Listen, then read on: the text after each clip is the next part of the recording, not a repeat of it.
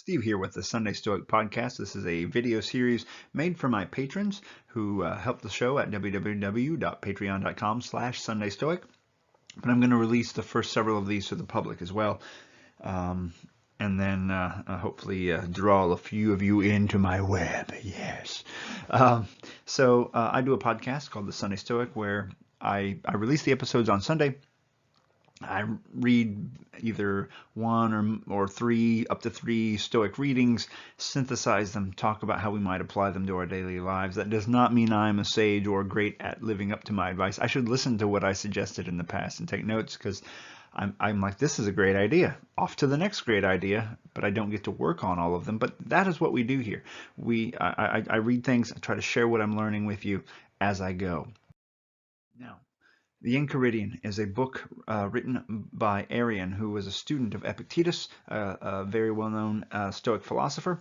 The Enchiridion, or handbook, is kind of a shortened, condensed version of his teachings, taken probably from the longer work by Arrian known as the Discourses of Epictetus. We've done book 1 and 2 so far. Today, book 3 is a little bit of a short read, which is nice.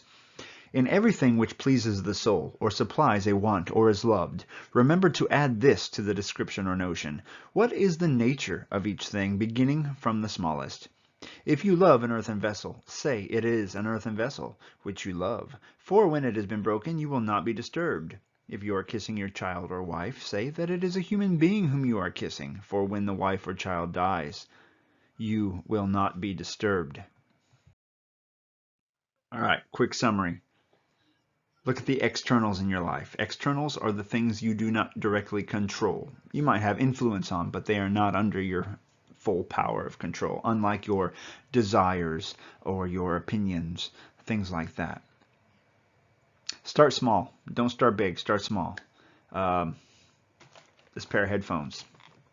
These will break. These are electronic devices. They cost about $25-30. They're going to break one of these days.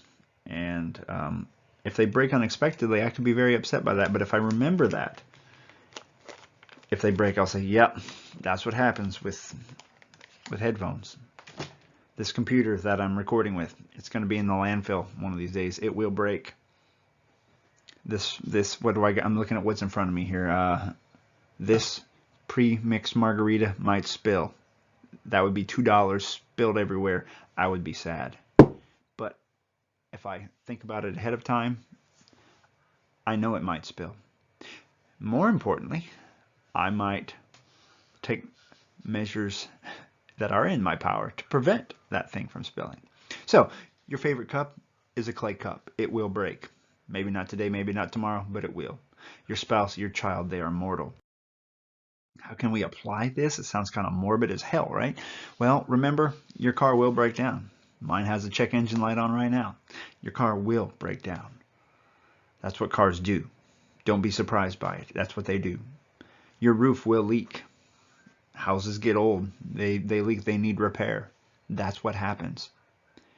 People will not like you. Maybe it's because of the way you act. Some people might not like you, but maybe other people just aren't going to like you. You shouldn't be surprised by that. And one problem I have is people pleasing, I think, is one of my vices. And I don't want to go out of my way to be a jerk, but I want to ensure I'm not going out of my way to be liked, because it's a lot of effort for no reward, really. I want to do good in the world, but I don't want to kiss someone's butt, right? So you have to think of the nature of things. People will not like you. Okay, I'm okay with that. Things will break down. Things will break. Things will change. Things decay. The hard part now is we're going up the level of hierarchy from little things to big things.